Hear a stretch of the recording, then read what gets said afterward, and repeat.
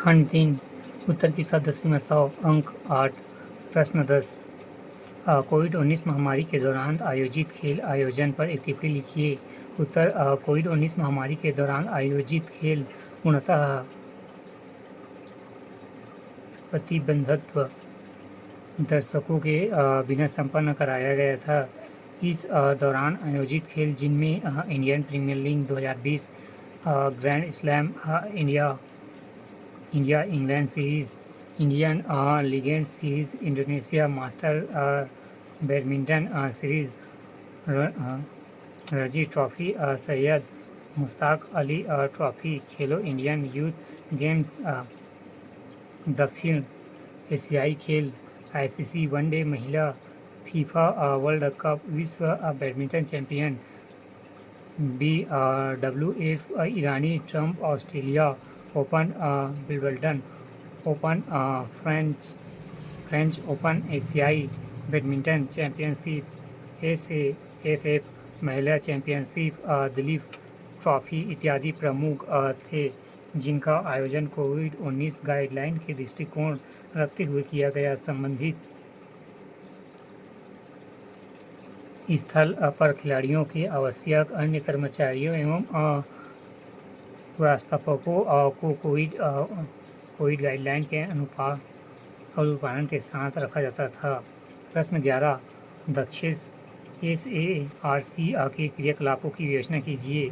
उत्तर SAARC की स्थापना 1985 में 7 राज्यों बांग्लादेश देश होना चाहिए ना। सार्क की स्थापना 1985 में राज्यों बांग्लादेश, भूटान, भारत, मालदीव, श्रीलंका, नेपाल व पाकिस्तान ने मिलकर की थी। 2007 में अफगानिस्तान 8 सदस्य के रूप में जुड़ा। इसका मुख्यालय काठमांडू, नेपाल में है। सार्क के क्रियाकलाप कई सिद्धांतों पर निर्भर होते जैसे कि प्रभुसत्ता, समानता, क्षेत्रीय अखंडता, राजनीतिक स्वतंत्रता, अन्य राज्यों के आंतरिक मामलों में हस्तक्षेप न करना और पारस्परिक लाभ के सिद्धांतों का सम्मान इत्यादि। सार्क का मानव संसाधन विकास और पर्यटन, कृषि, ग्रामीण विकास, पर्यावरण संबंधी क्षेत्र, ऊर्जा, परिवहन, शिक्षा, सुरक्षा, संस्कृति, गरीबी उन्मूलन इत्यादि सामाजिक एवं आर्थिक क्षेत्रों में सहयोग एवं समन्वय स्थापित करते हैं। यही सभी क्रियाकलाप सरकार प्रमुख की बैठक, विदेश सचिव की स्थायी समिति एवं सचिवालय के माध्यम से संपन्न होते हैं। खंड 4 उत्तर की सदस्य सीमा 125 अंक 10 प्रश्न 12 भारत चीन युद्ध 1962 में संयुक्त राष्ट्र संघ की भूमिका का परीक्षण कीजिए। उत्तर संयुक्त राष्ट्र संघ भारत में रणनीतिक सहायता देना है ताकि वह गरीबी और असमानता मिटाने की अपनी आकांक्षाएं पूरी कर सके। 1962 में युद्ध के समय यूएनओ का प्रथम प्रयास शांति और सुरक्षा को बनाए रखना था।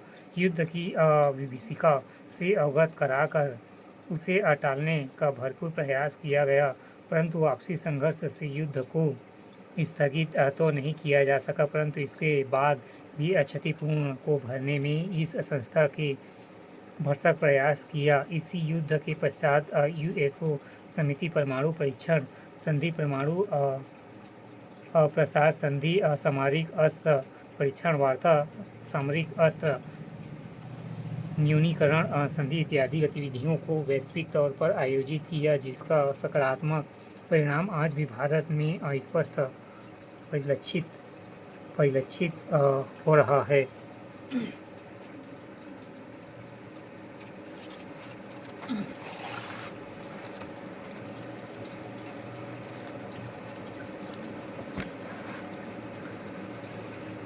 कोविड-19 महामारी से संबंधित WHO R&D ब्लूप्रिंट पर टिप्पणी लिखिए। उत्तर R&D ब्लूप्रिंट एक वैश्विक रणनीति और तैयारियों की योजना है जो महामारी के दौरान R&D गतिविधियों के तेजी से सक्रिय होने की अनुमति देता है। उद्देश्य प्रभावी परीक्षणों, टीकों एवं दवाओं की उपलब्धता को तेजी से ट्रैक करना, जिनका उपयोग जीवन को बचाने और बड़े पैमाने पर संकट को हल करने के लिए किया जा सकता है। R&D ब्लूप्रिंट पहचान। R&D ब्लूप्रिंट की पहचान की गई जो प्राथमिक बीमारियों की सूची के आधार पर काम करता है। ये ऐसी बीमारियां हैं जो एक महामारी की क्षमता के कारण सार्वजनिक स्वास्थ्य जोखिम पैदा करती है, जिसके लिए कोई पर्याप्त काउंटर मेजर नहीं है। प्रत्येक बीमारी के लिए R&D रोड मैप की उपयोगिता उत्पादक फाइल एवं जेनेरिक प्रोटोकॉल विशेषज्ञों और अन्य हितधारकों के साथ व्यापक परामर्श के माध्यम से विकसित किए गए। कोरोना वायरस की पहचान 7 जनवरी 2020 को चीनी अधिकारियों द्वारा किया गया, जिसके तहत WHO द्वारा कोरोना वायरस के लिए निदान, टीके और चिकित्सा में तेजी लाने के लिए R&D ब्लूप्रिंट संकलित किया गया।